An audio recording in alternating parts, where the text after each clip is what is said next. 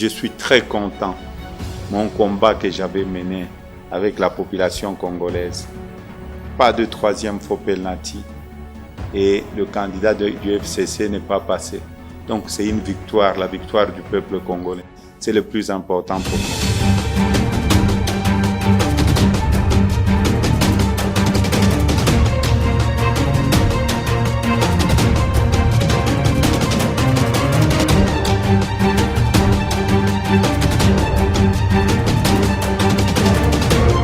Bana Kinshasa ngonga ekoki ngai tolukaki tosengaki awa mokolo nini boye na boye asimba transition ya boye lukunga chang moamba funa bana Kinshasa ngonga ekoki biso nyonso vendredi oyo na 8h na aéroport ya njini mutu tolukaka yeyo aye Moïse Katumbi Chapwe président na biso ensemble leader monene ya lamuka oyo biso toyebi oyo tolingaka Moïse azali koya mpona koremercier bino bana Kinshasa na nyonso bosala ntango azalaki na exil forcé na régime ya mutu etikele penalty mutu afwa nini atutengia mukiwanza vendredi oyo kozanga te benga bandeko nyonso batata ya Moïse bamama ya Moïse baleki ya Moïse bayaya ya Moïse vendredi oyo njili eyinda kozanga te biso nyonso pembe Moïse ndeko ya kimia Moïse mwana ya kimia Moïse mwana ya bolingo aza kopasola la mer rouge aza koperce po ete Kinshasa ezala na bomoko. Je suis en train de venir à Kinshasa pour voir mes frères et sœurs qui m'ont porté dans leurs prières.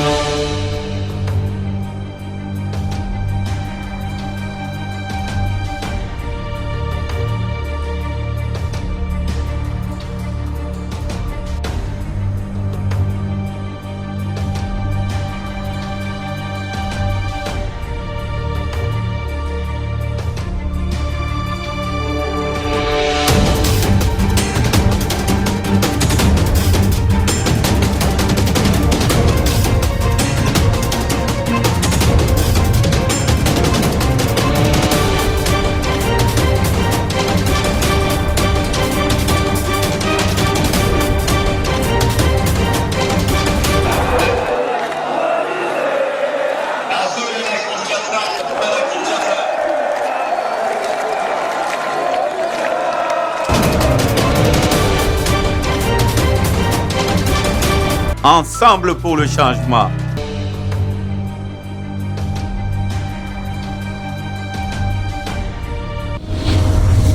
Bouyei malamu na Sarah, application ya Afriland First Bank et sali na téléphone.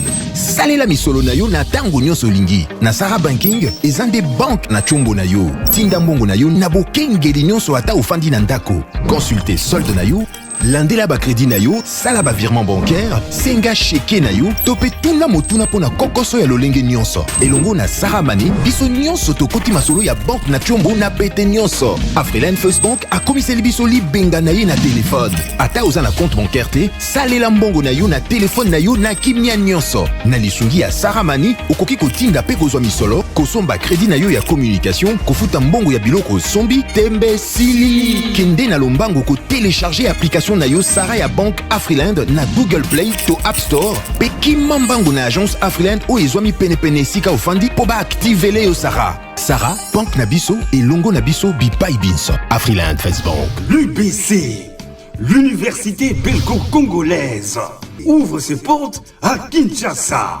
L'UBC organise 4 grandes facultés: sciences sociales, économie et gestion, développement communautaire et environnemental, faculté de droit, un terrain de plus de 100 hectares, une télévision moderne, une bibliothèque, une salle d'informatique, un cabinet d'assistance juridique.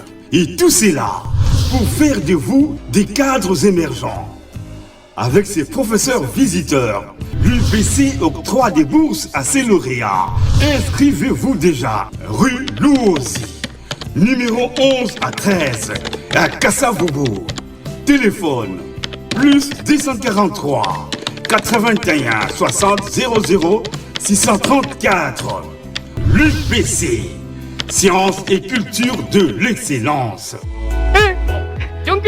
Monsieur Mamadou Siribé, où est-ce que c'est? T'es venu d'abord récupérer mes conteneurs. Il y a une agence là, je sais pas. Agence de douane. Agence de douane. Quelle agence?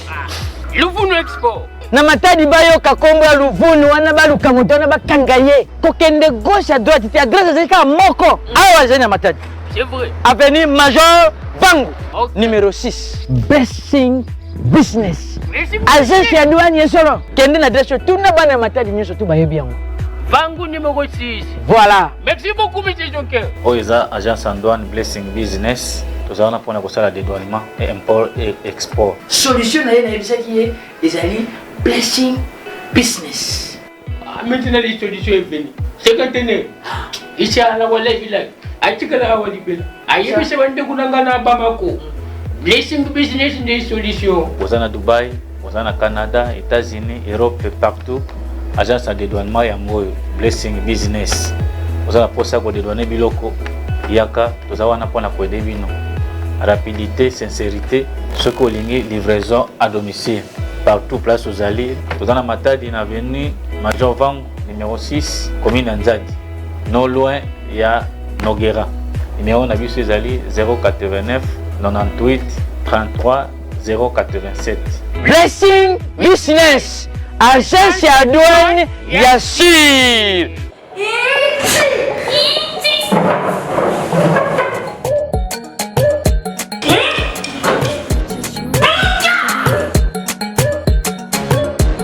Celui qui va faire encore ça, il sera puni.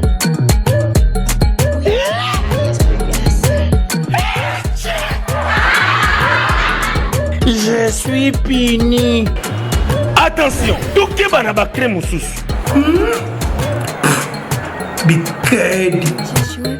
Tout ça c'est la crée économique et comédie. Et si la kapamba pambate et salami na bana mboka na qualité pétalo ya malam. Pour vos commandes, appelez au 084 31 24 947. Livraison à vos établissements. Crée Ecomélie, crée à bana ya mboka pour l'enseignement ya mboka. Très bien. Mbote Nabino, Balandignon, ya Bosolo na politique officielle. Missa Lingala ya Tongo ya Lele Bandi avec un retard de 15 minutes. Torosala Nyon Sopote. Tokoka, Kotika na Molongo, Boma Mesano. Merci pour la confiance, merci pour la fidélité. Merci la bande Kounyon Soyo, Bazako continuer, Kolanda Bosolo na politique, Bazako Pesa Maboko na Mosala Tozako Sala. Objectif primordial na Tozako Sala les alliés, vous informer, vous instruire, en même temps aider la population à Bisso à bannir avec toutes les mentalités pré-techniques et puis Tozako Sala la promotion et à vraie valeur. Et tout ça, c'est dans tous les domaines.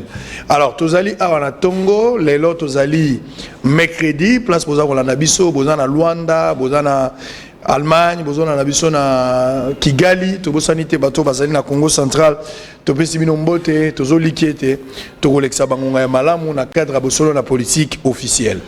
Alors, les lots na Tongo, Togolobela, Makamboa concertation, Pambate Yango Ezali, actualité, où Ezako dominé. Concertation au Mokonzi Mboka Félix Antoine Tshilombo Tshisekedi a initié qui Wuta Mikole Wuta Ikole Kakati yango ebandaki Wuta mokolo ya lundi ba personnalité politique ya société civile ya ndenge na ndenge même religieuse baza koleka pambate ezali mbela au Mokonzi Mboka sengi bango bazala pambate bango nyonso basolola batala crise yango ezali ndenge tolobaki Wuta ebandeli ya poso oyo bato belé badurita ke crise ezali bato belé petit sika ba komona te crise ezali mais loko la crise ezali eloko nini esengeli kosala maele wana nde Mokonzi Mboka bengi moto na moto ya basangana bakanisa batala ensemble nini bakoki kosala pote makambo kenda liboso wana tokolobela makambo tali concertation kasi tokolobela pe retour ya en fait pour na koloba retour te pardon tokolobela arrivé à Moïse Katumbi wana tokokota dossier à la muka pambate olenga ko itango akendaki pona ya moni ya zali Mokonzi ya sensa pote makambo etambola malamu esengeli Mokonzi Mboka Félix Tshisekedi avanda esika moko na Joseph Kabila président ya kala oyo azane na kati ya coalition mais pembeni pe esengeli kokanisa nani ndeko Fayulu oyo azalaki na démarche ya vérité désir na utakala yé peut prendre part ce qui basali triangle wana selon lenganko crise kozala résolu. Je ne sais pas si vous partagez à vie. Mais bato musu ba monité koko suka kaka na bato misato te. Lokola mokonza mboka yemoka lobangi ne bandeli ki akokende ko luka ba personnalité. Bato yo bazo représenter opinion. C'est-à-dire eza na bato yo oyi ko sampasser na bango te lokola Katumbi, lokola Bemba, lokola bato ya ndenge na ndenge ba o bazali ba Noël Chani, bato baza ko yoka bango pona kotanga ka ba o wana memolongo ezali molai ya bato. Pourquoi pas parler de Vital Kamerhe oyo azali condamné à 20 ans pour le moment azako bela za na niveau ya hôpital mazali pe ko représenter opinion. Est-ce que na format ni ne sengeli ko solo likambo to réfléchir na arrestation ya ba journaliste ya bosolo na politique bakangi bango uta lobby bakangi bango na exercice ya mosala na bango na comprendre ba kinwa ebele baza mitema mabe. Vous voyez que likambo comme libiso bakangi ba journaliste na ngai bato mususu pe bazo zanga te ya kochola pona koloba ke bozui bolekisi mais boyebi musala ngo toza ko sala te boyebi musala biso toza ko sala te mingi boza ko sepela so boyeki France 24 asali musala soki TV5 to RFI asali mais soki za bande ko na bino mo bosali nde bokomi nango na problème mais ko lembisa biso te to ko continuer ko sa musala ba journaliste boso na politique ba yibite ba kende ko simba biloko ya bato te bazala ki accrédité bel et bien na musala to ko réfléchir ne bandeli na sujet wana 4 invités mais misato ba komi déjà toza kozela ndeko moko na komi na noter alors na biso misato tokomeka ko solola na maetali politique toza ko solola yango na nyonso wana nde yango tokobana na Aristote Ngarimi ndeko mbote na yo mbote ndeko sango na pesi mbote bandeko nyonso ba kolanda biso na ba ko débattre na biso ba aliawa na sepeli susko ya na émission to réfléchir makambo etali actualité etali makambo za ko simba mutema batu parce que biso tozali convaincu que ata lelo soki to ndi batu bake consultation ko matisa budget mboka te consultation et ko silisa ba problème oza courant na maité consultation et ko silisa ba insécurité te consultation et ko silisa makambo ya ba embouteillage na balabala ote. Donc le vrai problème, le vrai débat est ailleurs. La recette miracle au Baye Libiso consultation. D'ailleurs, ce sont les mêmes personnes qu'on a consultées. Depuis le Congo existe. C'est-à-dire qu'il y a un papa Moussé avec beaucoup de respect. Il faut le justement, c'est-à-dire que les mêmes personnes avec les mêmes recommandations. C'est-à-dire que Sika recette à ce qu'il y a en égalité. Donc, nous avons le Kolinga.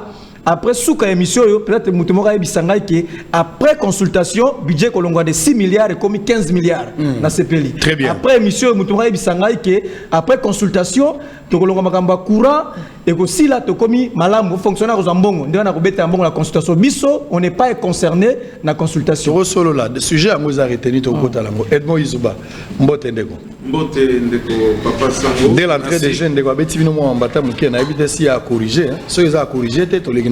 Non, il n'y a pas à corriger, il y a seulement à déplorer arrestation. Le sujet là, voilà. Donc, les alliés vraiment sujet on a une émission Oyo pour la politique. Tu as vu que Makambarolo les alliés moi mingi mais ils pour les politiciens. Au Italingaï personnellement, ils alliés au confrère Nangaï Badali na Kacho ya Ane.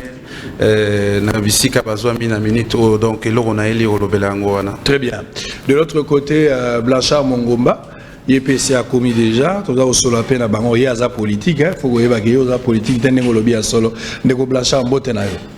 Mbote ndeko sango, mbote na bandeko bakongomani bonso bazali kolanda biso na mokili mobimba parce que bosolo na politique to ebe ezali na mokili. Alors ngai c'est vrai to yepo ete to manula elongo na maimanso oti ko présenter biso lokola menu ya émission oyo mais d'entrée des jeunes de Kosango na Kosenga Bolimbisi parce que bana ya commune ya Kalamu ba ebisaki ngai balobi ndeko Blanchard parce que na annonçaki émission na yo balobi lokolo zokutana na sango ezali pe mbala ya liboso ya ko lobela makambo etali commune na biso na émission na ye pesa e mokumba wana pamba te soki ya kumbi yango pe e ko sala ete mbela wana e koma na maeto ya bato basengeli ko ya ko sala mosala mbela yango ezali ni ndeko sango chaussée ya Kimwenza omoni commune ya Kalamu ezali commune o ezali historique ndeko sango soki otali indépendance ya Congo makambo nango ebanda na match ya vita meeting oyo ezalaka na imka soki otali tata Kasavubu azalaki bobelese na ngambo wana metango balukisa epa mondele après makambo oyo esalamaki na meeting wana akenda kofanda na quartier oyo babengi Fonkobel lelo ekomaki Mbangu. Donc commune ya Kalamu ezali commune moko historique mais ezali na voie principal entrée bobelese moko babengi chaussée ya Kimwenza Mendeko Sango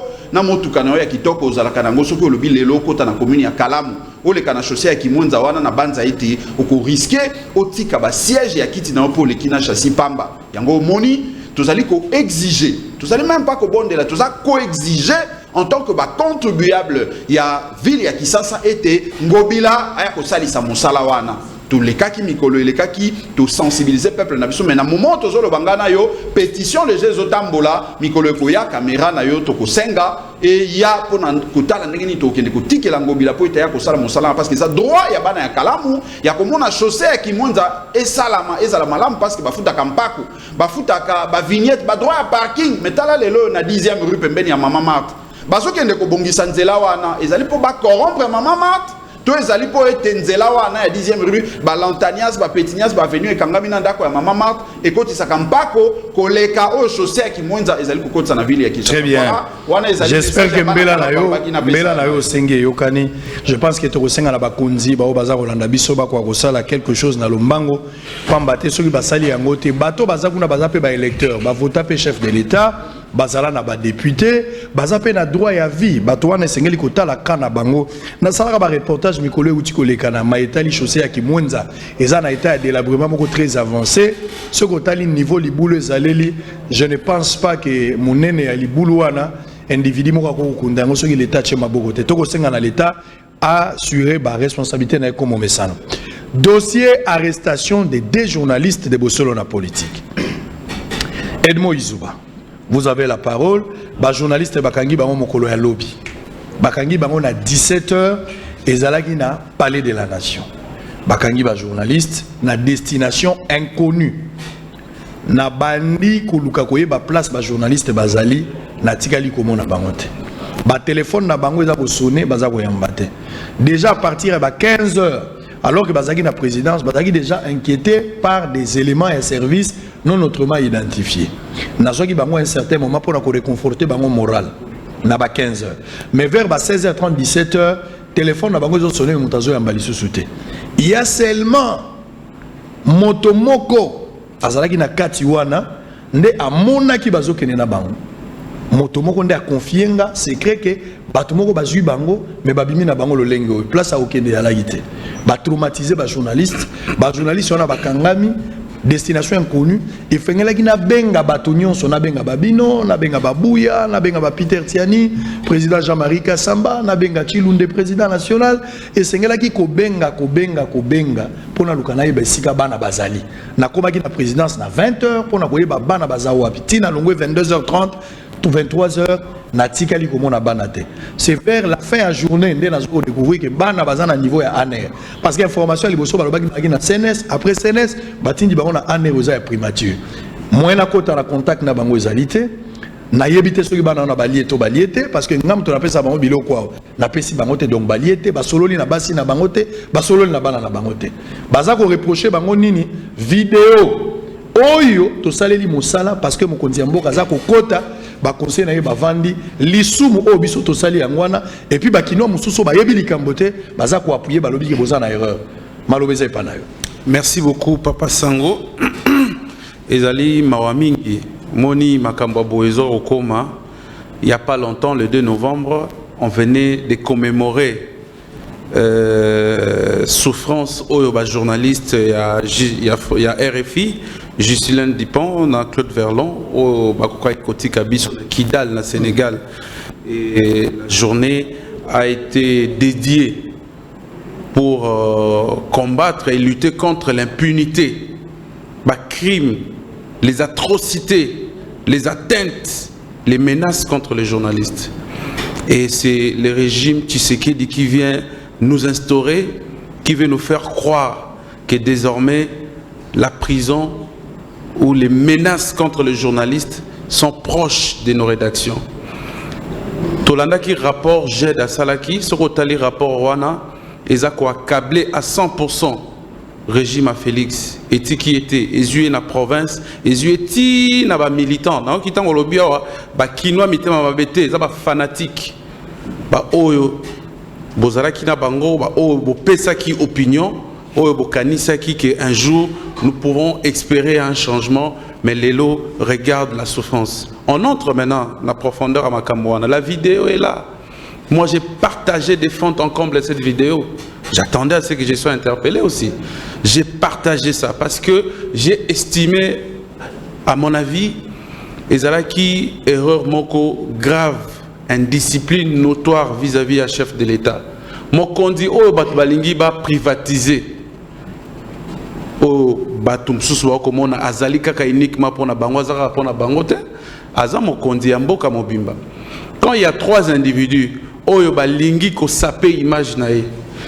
Vous pensez que nous allons nous taire comme citoyens, comme bateau ba maîtrisera makambo mboka peto lobelo ko moroté. Et puis quand on interpelle les journalistes, on oublie. Moi je me demande, il y a plus de 50 médias accrédités na ba consultation ana. Ces images là, eza ba image eleki en direct na RTNC. Mutu nyonso ataliango.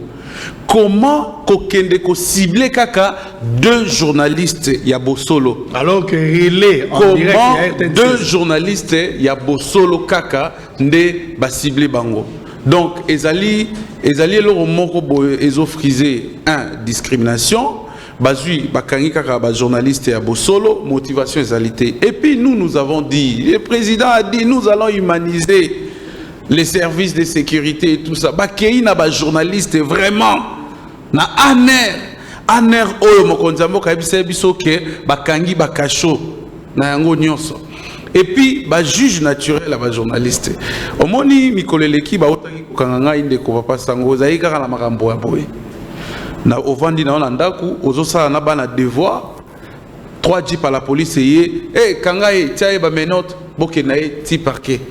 Comme s'il s'agissait d'un délinquant, un monsieur qui peut se soustraire à la justice. Pourtant, à plusieurs fois, quand la justice a besoin de moi, invitation, je pars toujours répondre. Mais parce que, il faut qu'on humilie Moutou. Donc, il y a un cadre. Et il y a des gens qui travaillent nuit et jour. Descendre vers les bas. Et nous allons pas laisser tranquille. Tshisekedi qui nous a promis makambo belé changement surtout dans le domaine d'Abisso, non seulement il n'apporte rien, mais aussi le paix qu'il y avait, il veut les détruire. Au moins les gens peuvent s'accanda yangwana. Mukie o tozalai nango oyo tokora atako conforter yango. Yango moni na ba réseaux sociaux bazo ba komi même ko critiquer. Prix oh ba pesa ki mwasi na ewana oh ba journaliste ba pesi maman Denise première dame ba salier présidente d'honneur ba kanisa ki ke mbela ba journaliste que comme facilement la matoi ya papa Mokonzi mais tala lelo mbela pe porte-parole to tiaki et comme non ba zwande ba journaliste ba kendaka kotika bango la boloko innocent olenga wana na scooper de senae azali traqué na service morara ya présidence de la République et tout ça nyonso wana balobate soko lobi yango ba fanatique ba zélé ba bandi ko finga yo ba bandi ko menacer yo na ba réseaux sociaux wana o ça passe très bien na ebité soki photo bando sala émission théâtre ba émission à musique toto tika ba émission politique ngala za ko comprendre te parce que soki o bandika koloba il y a un groupe d'individus ou exagéré il fallait pas au loba na lingi toyeba vidéo oyo mokonzi ya mboka azako kota ba journaliste ya Bosolo na politique bazali accrédité officiellement ba pesi bango mbela ba ke osala mosala bazali ba clandestin te ba keti kuna na ndenge ya molilité ba ke na ndenge ya ngwelongo bani manifestation retransmission ezosala en direct na RTNC. Mais hormis cela ba caméramen oya biso mosala na bango ezapo bakanga bato photo ils sont allés là-bas pour filmer ba filmer ndako ya chef de l'état te ba filmer vie privée à mokonzi ya mboka te mokonzi ya mboka andimi ba journaliste nyonso ba ko sa mosala tala mosala mokonzi abengaki bango yango wana mokonzi azokota bango ba telemi ba filmer entrée ya mokonzi bravo na ba journaliste ba cameraman bao ba accompagner ba consultation à chef de l'état mokonzi azana bato ba vandi na ye pe accompagner ba secret ezoleka parce que ezo sala maboye bino bato boye bita vala pesa ndeko ngari maloba ezo sala mandeni soki ba invité ba ye mokonzi mboka azokota na salle tango ba invité baza kokota na mokonzi mboka koti ba invité baza na kati wana mokonzi akota ba invité ne baza koya bino ba cameraman oboza wana bokozwa kaka arrivé à mon continent installation ya ba invité ndenge salamaka kasi soki bosili siko zo ba prise de vue wana ba plan de coupe botiki bokobima libanda ou soit ba caméra na bino e ko zamalate mingi la ba bimisaka bato libanda mokonza ko solola na secret na bato na ye soki biso toke ko diffuser secret ya mokonzi wazo solola na bato na ye c'est de là qu'on peut évoquer une infraction pour te divulguer secret o ezala ki autorisé te mais oyo bomoni na télévision ezali plan de coupe ezali illustration to bandai ko zo ba image wana poto ke no lakisa basi na ndako te eza poto la kisango na TV je ne comprends pas on arrête des journalistes. En tout cas, et c'est déplorable, balali butu mobimba kino le non atongo parce qu'ils n'ont pas insulté les chefs de l'État, mais ba accompagner au contraire mon konzi mboka. Bon, ndeko sango, s'agissant de la question oyo ya ba journaliste ba kangi, na yoki ndeko ranga izuba lobby, j'ai senti vraiment au fond de lui azolo ba on a passe na motema. Vraiment na passe na motema na ngina apaiser ndeko ranga izuba na calmer ndeko izuba. En réalité, tous on a dérive dictatoriale et comme il faut s'installer de plus en plus. Ce n'est que le débit. Qui violation intentionnelle à la constitution à Bonima qui sauté. Ce n'était que le débit. Comme les journalistes, alors c'est les dérives dictatoriales. Et à mon côté. Et à malembe ya roi 20 omeli mukeo ke simbi omeli tie ko langwa dictature et pandi la dictature dont vous évoquez s'il vous plaît dictature ou dérive dictateur zoloba et ça n'a pas un chef de l'État parce que je ne pense pas que c'est le chef de l'État qui a arrêté de journalistes ça je ne pense pas ce qui chef de l'État mutakangi ba informer biso mais na ba information ne son azui et un groupe d'individus ne batu bakangi mokonzi mboka te mutu akangi ba journaliste na ngai tango tolobi dérive dictatoriale hein tozako eza architecture mobimba ezali système mobimba eza organisation mobimba tolobi individu mon côté c'est tout un service ndeko il y a un barbo militaire plus pour la loi de décriminalisation il y a délit de presse dépénalisation délit de presse il faut bobo kenema kasi na secteur wana ndeko sango yoka eloko malamu nazo bisayo dans un état qui se veut démocratique dans un état qui se veut un état de droit on va dire que prôner la liberté à citoyen la liberté à mouvement bakambunyoso c'est inacceptable c'est intolérable qu'aucun journaliste na sali musala na ye ne sika ya musala alors qu'a ibité azala qui accrédité na moni ba badge au public qui d'ailleurs donc d'une manière frauduleuse d'une manière professionnelle et officielle prester bokangi bango pour publier vidéo ndeko c'est inacceptable c'est intolérable namboka oyo qui se veut un état de droit. Je me pose la question ce Zaki Mundele il y a France 24 Zaki Mundele moko bona mona nani Sonia Rollet nda publier qui ba image wana bongali po kangae ce que Zaki bandeko ya CNN ce qui bandeko peut-être à TV5 nde bazwa ki majuana bo publier ngo ba publier ki bongo kanga jouer sur la TV5 mais comment se fait que bino ba congolais ndeko na bino congolais azali accrédité na présidence pour na kosala un état qui se veut démocratique un état de droit bozo kanga c'est inacceptable ndeko j'insiste comme politique c'est les dérives dictatoriales peut-être on a même compréhension na yote et c'est ça de deux il faut qu'on yeba à travers cette vidéo on nous a aidé à comprendre la nature des conseillers, la nature des gens qui entourent le chef de l'État, la nature des gens qui prestent autour du chef de l'État. Peut-être c'est ça le problème. Le problème en soi, ce n'est pas la vidéo, mais c'est la nature des gens. On a compris qu'il y a une certaine légèreté. Ils n'ont pas le cœur dans l'ouvrage. Ndeko. Et biso toi to travailler na ba konzinga jeunesse tanga bimana travailler na ba cabinet tilelo na ebi comment makambo ele kanaka c'est tout à fait normal so mo konza ko yamba batu ba caméra ba ya bazwa prisonnier mo konza ko kota tango bo koti na ba science secrète ndebo ko kenda ceux qui vont livrer ba secret aux qui na kati kuna wana ezali condamnable mais à ce stade journaliste sali Moussa na normal ya kozwa vidéo ya ko pazango donc c'est très très grave donc on a compris à travers cette vidéo que ezana bato oyo baya et pas mokonzamboka baya na likanisi lokola master na bango, lokola muninga na bango, une certaine légèreté. Le prince n'a pas d'amis, même s'il te fait rire, il n'est pas ton ami. Le pouvoir est sacré. Le pouvoir a horreur d'une amitié qui ne respecte pas les protocoles. Quand les chefs se lèvent, il faut respecter. Voilà les lots dérive dictatoriale. Et je condamne. Très bien. Alors, Ndeko Blanchard, on va terminer avec ce sujet. L'arrestation, il y a un journaliste. La vidéo, il faut revenir avec cette vidéo parce que ezalaki vidéo ya ndako ya président de la République te tala mokonzi ye wana za kokota mokonzi ye aza kokota directeur ya cabinet a telemi bandeko mususu wana ba conseiller ba telemi te mokonzi ye wana liboso na bango ba telemi.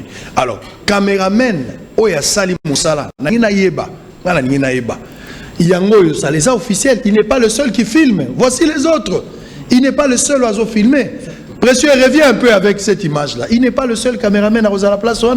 Ma caméraman baza est belé. Siko eloko le kate, c'est-à-dire nenge papa mosengo ayeboye, to briye ba image wana ezalate, etika la komona na te. Zongela ngana bandeli otala nenge ba caméraman musupe baza ko filmer. Mais on arrête ba caméraman a bosso la politique. Mokonzi mboka yeyo akoti.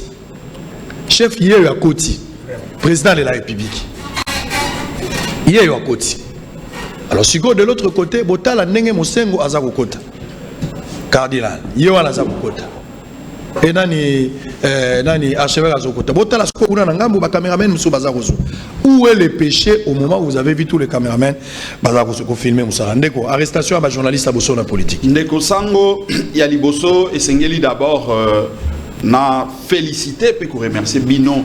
Partenaire na biso ya presse parce que vous allez kosala mosala ya makasi mosala qui toko na ba moyen moke parce que normalement na bamboka où ils allaient sérieux presse nenge bozali wana isengeli bozala subventionné mais malheureusement toyebani ata bozali kosala mosala tolobi presse ezali na bonde côté mais tozali na kibondeko na biso ya ndenge toutana na mabota ndenge tozali awa toyebi ndeko Izuba toyebi ndeko Sango toyebi lolenge ni bozali kosala mosala na bino isengeli to remercier pe to féliciter mosala bozali kosala mais maeto uti kotala awa ndeko Sango ezali soni pe mawa soki ezali na bato o esengela ki bakanga to ba sanctionner mais ezali ba collaborateur ya ndeko Chilombo parce que tant que tozotala ba image oyo ngai ya liboso eloko nazali koloba ete c'est que protocole normalement esengela ki kozala wana pona ko annoncer entrée ya ndeko Chilombo et là sur le plan de principe eza président de la République ou azali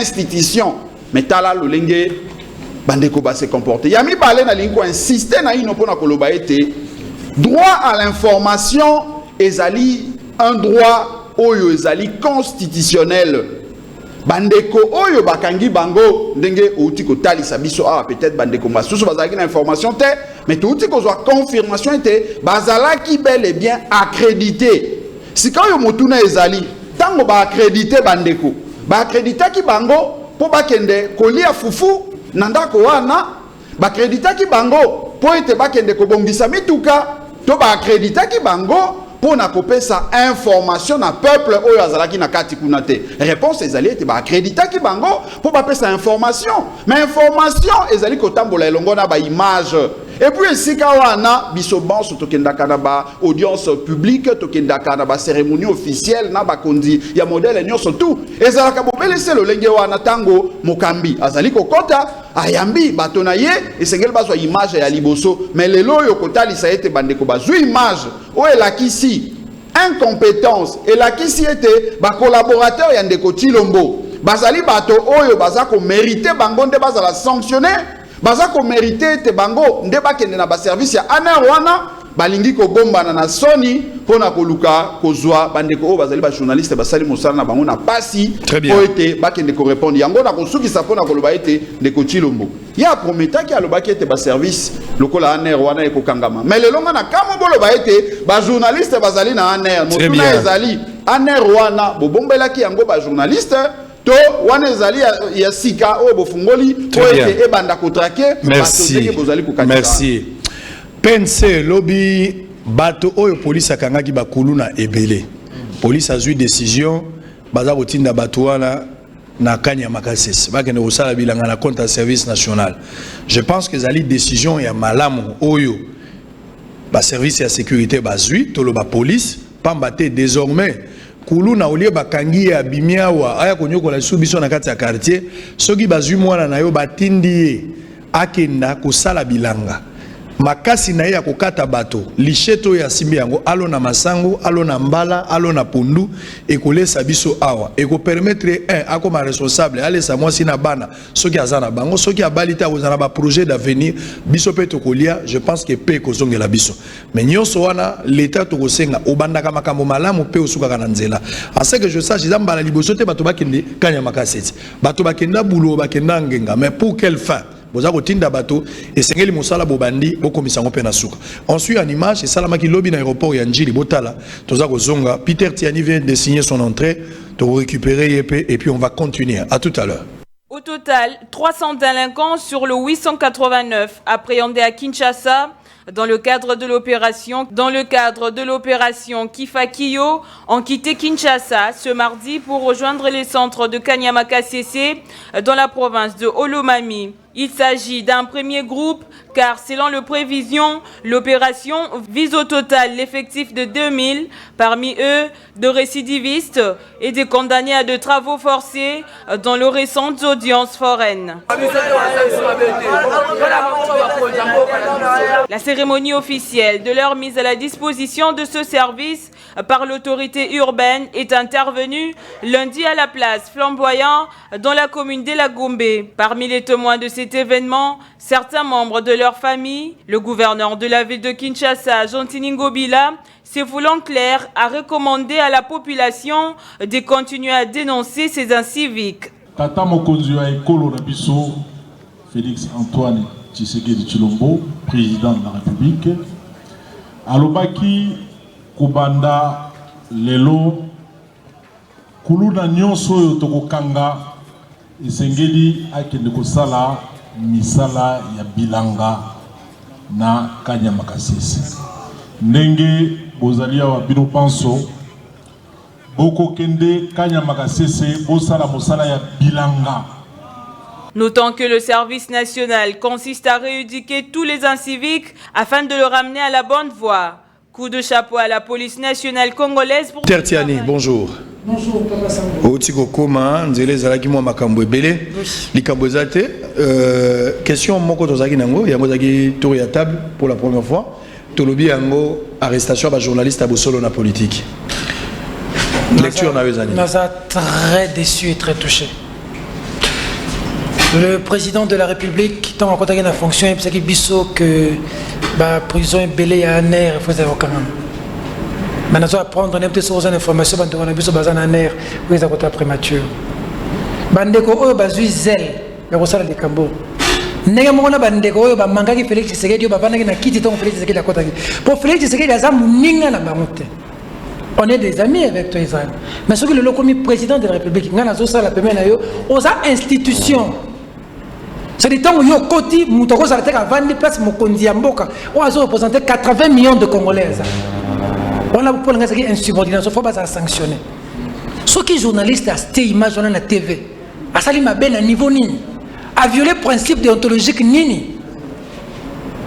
Plus on a ça très mécontent de la situation. Et c'est des gens zélés autour du chef qui peuvent se comporter comme ça. Parce que monsieur le président de la République a bengi mboka na ba consultation. Moi, je suis parmi des journalistes qui avons dit le pays est en danger, il faut tendre la main à Félix Tshisekedi pour se battre, pour sauver cette nation. Comme en 1960, ma belle indépendance, les Congolais ont mis autour d'une table. Le monde a quitté, mais Kasavubu a commis le bien, il est des moments où quand il s'agit du sol, du sous-sol, de la vie, tout le monde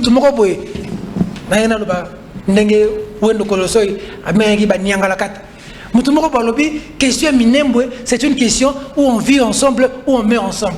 Les gens le lombo est en danger, Batou, Balingi, s'accaparer sous son pouvoir. Nous devons faire un bloc derrière le chef de l'État. Mais tant que Batou, Bazo se permettre la déviation, j'en sais quelque chose. Dans quelles conditions sous Félix Tshisekedi et pour avoir fait quoi? Qu'on diffuser vidéo parce que bato basali buzo ba place chef de l'état sali et ça mabe na kosenga na bande ko na ngai yango nga na TV micro so nazo baso pona bato la mukate pona bato ya ensemble te pona bato ya cache te pona bato ya IDPS te nazo ba pona masse silencieuse ba congolais oyo ba yoka ba passe net ngai o bazanga ka courant o bazanga ka mic o ba ko yebo ko tina bana na classe te ba congolais na baza ebele ko le bato bazanga ba parti politique o ba vendre na bandako bato na ba yeba que il faut apprendre à dire non là où ils ont mabe koyeba koloba oui place où ils ont balam na mboka na biso lelo eloko zo boma mboka lelo eza soki oza mutu ya Martin Fayulu eloko nyonso zo ta côté ya Félix Tshisekedi ezala mabe ezala malamu il faut popola soki oza mutu ya Fachi Beton eloko nyonso zo ta pa mafa soki ezala mabe ezala malamu il faut popola totonga mboka boyete ngana d'accord na chef d'état na consultation mais naza mécontent na likamboyo beaucoup de gens battu te besoin ça bilo moko ba accréditer bato bilo moko bengi bato pour que musala na bango za malam c'est par la valeur du travail qu'on a reconnu on a accrédité des gens bato basali musala na bango ça dit que bato ba kana ba beta maboko place de journalistes les à côté font partie de notre métier c'est dire que journaliste ko filmer chef de l'état le chef de l'état beti ba quoi trébucher n'importe c'est tout un élément mais insolite ça rien il y a les critères de choix d'une information on a étudié ça on a été à l'école pour ça. Si vous avez basali musala na bango, vous laissez votre nerf. Monsieur le président Félix Tshisekedi, batu basali makambo, na ba ba vandaki, tango yokoti. Na batu basali kambo, bango nyonso fokanga bango. Parce que ça c'est ça, l'autre bête sur la consultation, il a dit nini. Tout le monde deux journalistes, il y a Bosolo, Bakami bango. Alors on va changer de chapitre. À sa saisie. Fédération internationale des journalistes à sa saisie. Biso Rajek. Tout ça a communiqué. Tu vois, ça risque de dévier même attention. Il y a nous sommes le chef de l'État bandit. Donc Batouyo, Bazo Makambo a boyé. Très bien. Bourreau et chef de l'État. Très bien, on va évoluer, on va oublier. Il faut libérer les journalistes et les solo na politique. Nayebi batiki bangote ba journaliste bazana ane. Bana wana baliete.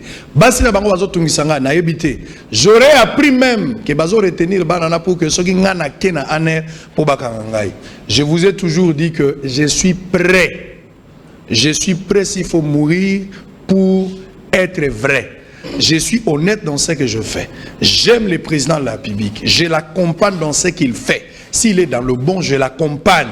Et puis ceux qui m'ont conduit à outil banda na likambo ezana molongote musala na ngai roi journaliste ezali koyebisa mokonzi na kolobane na micro pour que mokonzi abongisa ne musala toza kosala na komi komi tuna ba piège ki biso du fait que ba benga biso to que na ba consultation ezalaki des pièges bakanga biso ba journaliste na nga pour que tanga na kokende bakanga ngai bazana lelo musu bango balukanga na nzoto na nga na ebité na ebité n'est président de la République n'est président de la République en tout cas président de la République à l'andanga très bien n'est président de la République à Zolanda biso to ba servir Zolanda biso en tout cas journée à l'élo je doute fort qu'ils vont passer la nuit là-bas. Le chef on va voir. Va entendre ce mea culpa pour recadrer.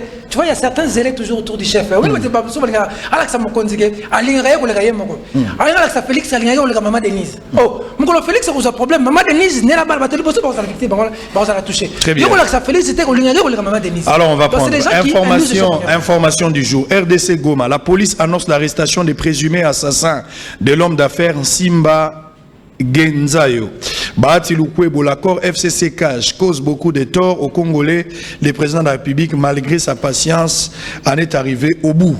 AFDC, des membres dirigés par Nenen Koulou, demandent au chef de l'État et au VPM de l'Intérieur de ne pas considérer les résolutions du Congrès. Musellement de la presse, 2 agents de Bossolo, la politique officielle, enlevés et détenus au cachot de l'ANR pour l'ère de Fachi. RDC, la Covid-19 est toujours là, 23 nouveaux cas confirmés. Le gouverneur du Kasaï, Dieudonné Pieme, et les présidents de l'Assemblée provinciale Aloé Mouchitou Ngenge sont convoqués à Kinshasa par le VPM de l'Intérieur. Les gouverneurs du Maïndombe RDC et du Kwango réhabilité par Gilbert Kankonde. On termine. RDC consultation des ONG de la société civile appelle à la dissolution du Parlement. Alors on va prendre directement Edmond Izouba. On va commencer avec vous. Consultation. Tovandeli na dossier à consultation. Je vais poser de base et chacun de vous va prendre l'anglais Oya Lingeli. Tozan a 3e jour, il y a consultation. Batu ya ndenge na ndenge o mokonzi mboka bengi bazakoya. Mais il se pose un problème. Les FCC refuse de prendre part na ba concertation oyo pour na bango batali concerné té. Ça c'est un problème. Deuxièmement, Lamuka est prêt il y a qu'à prendre part na bassise oyo, mais il faut pas discuter sous quel format il faut bakota. Maintenant la question qui diffuse Lamuka lelo, est-ce qu'il faudra ba kende bangonyo soit ensemble? Or, ils ont été invités à titre individuel. Par exemple, Moïse Katumbi a reçu son invitation, Yaye Moko. Je ne sais pas si Martin Fayoulou a reçu l'invitation pour Bemba, Mouzitou et les restes. Donc, ça c'est encore un autre problème. Alors, la question, Otozo s'est posée le Lonatum.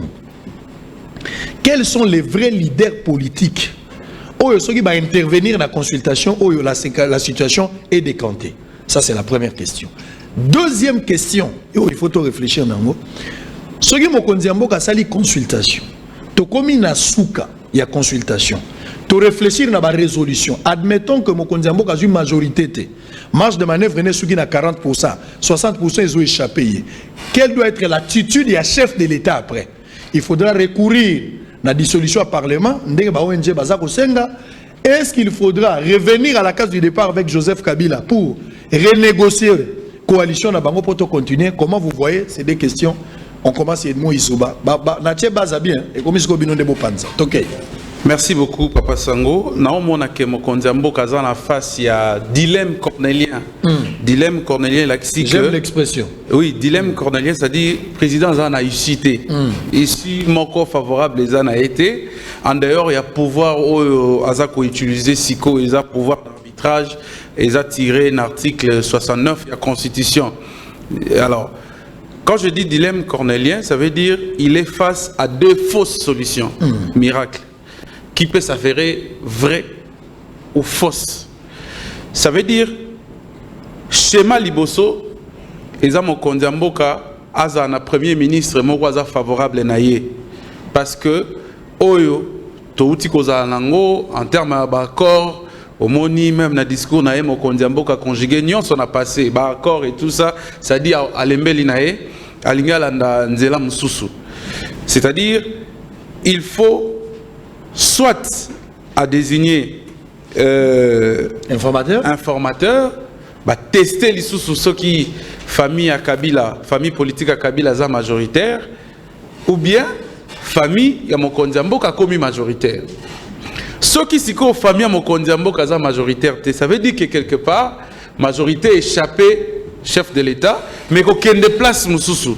Siko, qu'est-ce qui prouve à suffisance que place mususu oyo majorité est kokende barozana premier ministre na bango et ko créer le président de la République problème té. Donc le risque est que est-ce que en dehors il y a FCC Lamuka to AFDC sorini ni baroko mais la Mokondiamboka peut problème té. Deuxième fausse hypothèse. Exact que Mokondiamboka a convoqué une élection anticipée législative. C'est-à-dire il faut d'abord que Mokondiamboka se rassure que UDPS a comme majoritaire dans l'élection convoquée. Ce qui a convoqué en élection salami et que parti Mounen le roi net ya la Mukande Bazalarawana plateforme babimi majoritaire bango pe baolinga ba garder homogénéité babimi sa premier ministre na bango. Est-ce que cela ne va pas compliquer les chefs de l'État? Apparemment le chef de l'État est bloqué et les points de blocage à l'Oubaki Ango la discours naïe mais si quitte à ce que le chef de l'État est dirigé sans blocage n'a pouvoir où il n'est pas majoritaire. Mais je comprends aussi l'ivresse du pouvoir voudrait c'est que comme la faiblesse à chef de l'État, nous avons vécu arrivé à Joseph Kabila, il était vraiment aimé parce qu'il avait beaucoup de présomptions de bonne foi. Si Mokondiamboka Kapé a tali temps, tu vois, il a encore 2 ans. Beaucoup de présomptions de bonne foi. Non, na meka ko balola yango sikoyo pe na récupérer na se racheter. Mais si ce qui est raté, rachawana ce qui est raté na minito na ndimité na bang mikolo oyokoya ce qui Mokondiamboka a kozala lisusu na eloko ya koyebisa ba Congolais parce que ce que les Congolais attendent ce n'est pas les discours politiques non Ezate mokonzi mboka ye abandi koloba non na pouvoir na ngai na koisaki Kabila. Oh, okoisaki Kabila siko biso to gagner nini. Donc tangu ekokoma na tangu akosamba liboso a peuple il faut mokonzi mboka aza un argument solide. Autant ngelinga ba personnalité. Mais oui, il faut pas intervenir justement. Oh, il faut pas intervenir. D'abord, il y a des personnalités incontournables. Baza vraiment incontournable. Vital Kamerhe est incontournable. Tout en étant en prison. Tout en étant en prison, quelle que soit sa situation, c'est un félin. Ça dit, il y a une négociation politique. Ce qui est plasté, ou bien classé été. Place au côté là, ça va surprendre les gens. Et abimi. Comme nous l'avons vu à l'époque, il y a Kabila, Nandenge, tant que Tshisekedi aïe, boyi ba négociation ya Kachachi a Betichita Simazongeli ba on la Senko et il était là, il parlait à tout moment. Donc aujourd'hui, vous avez une configuration politique qui fait en sorte que Lamouka, Félix Tshisekedi, chef de l'État, Azako Lornier, Vital Kamerhe fait partie de Lamouka. La création de Lamouka, signature na ezalaki. Même Félix Tshisekedi. Ozomona, si on se porte na minute oyo, FCC cash, Vital Kamerhe est signataire, il y a accord, il y a FCC cash. Donc vous voyez comment vous avez cité Vital Kamerhe. Il y a Kabila, Joseph Kabila. Il a une majorité confortable. Ça dit trop compté. Oh, bisoto yebi légalement reconnu. Joseph Kabila a sa majorité. Sera bengisi ba poulana na kingakati ya kangeli bango ba lion ba bimi mutarobi mazate ceux qui to bandi ko compter ba député plénière au mona mpia ke ko salama. Vous comprenez? Batouana Félix Tshisekedi a coquille jamais qu'organiser ma consultation sans les approcher. Sinon, il y a ma consultation non inclusive. N'engue à l'époque, Tobanda qui a dénoncé Kabila. Il faudrait maintenant qu'il y ait inclusivité. Quand on parle de l'inclusivité, ça veut dire quoi? La participation à Kabila. Il y a Batunion, c'est Kabila et tout ça. Et puis, de l'autre côté maintenant, c'est Moïse Katumbi qui arrive. Moïse Katumbi vient avec deux enjeux. Vous savez pourquoi? Lequel? Terminé par là. Premier enjeu, Moïse Katumbi, quand il est arrivé dans l'exil, dans place Azaraki, exil politique, à Komina Lubumbashi, il a tenu un discours historique. Il a interpellé, en tout cas pour moi, il y a parmi les acteurs politiques, il y a les Bosso, qui d'ailleurs signé interpellé Tshisekedi. Mutuka Moko, volant Moko, Kumbaro, deux personnes, et que ça l'accident. Si ko accident yango otokomi aroye la discours wana aroye nango la kinya azo ya pe lisusu na kinya obike Moïse Katumbi no bayamba na kinte aroye eza test grandeur nature ya popularité ayebi hospitalité ya ba kinwa ndenge bazalaka quand il arrive ainsi de suite sikoyo tango bako sangana parce que il faudrait quand même qu'il y ait inclusivité. Ça veut dire quoi? On ne prend pas tout le monde, mais on prend les acteurs politiques majeurs. Si déjà autour de Tshisekedi, il a Kamerhe, il a Kabila, il a Katumbi, il a Bemba, il a d'autres acteurs politiques, il y a société civile. Pour lui, il peut déjà réussir la négociation et la consultation. Le FCC refuse de prendre part. FCC a Tikali catégorique. Nous ne sommes pas concernés dans ces histoires. Nazo rêvé ou bien nazo comprendre le même scénario avec Kodjo et Kabila. On fait appel aux autres. L'opposition à l'époque, Étienne Tshisekedi bloc, il refuse, va débaucher quelques personnes. Moutoumou a réfléchir nanga na se andoto lelo. Tant on a lali nandoto moutoumou a retourné ngai. Wana nazo mona bala nanga na kacho na ner. Moutoumou a retourné ngai. Asinga abi na area Joseph Kabila zaka ndoto na area Joseph Kabila ezalaki IDPS Chibala, ba IDPS yandenge na ndenge botaki. Et si aujourd'hui Félix a continué la logique ya go dédoubler pour avoir le ministère intérieur. So ba lobi ba dédoubler PPRD évoluer. PPRD est tel. Quelle serait la suite à Joseph Wana na ndoto hein? Tant on a tué ici Mbamo ici. Très bien. Alors OK. Il fallait la zano na ndoto na la Moussa Mbang na c'est une fiction et la fiction. Tongolota lobi. Fallait la Moussa na biso tika ndoto na zali ba fiction et ça le matin. Tout est possible dans la politique. Bon, ndeko Sango Moni à un certain moment d'abord je salue analyse il y a Izuba à un certain moment comme un citoyen, comme intellectuel, comme acteur politique, tant on doit réfléchir, il faut tout réduire. Bah, car il y a déviation. Tout ce qu'elle a beaucoup plus, même 60-70% à rationalité. La Ramoto Koloba. Il y a un cadre.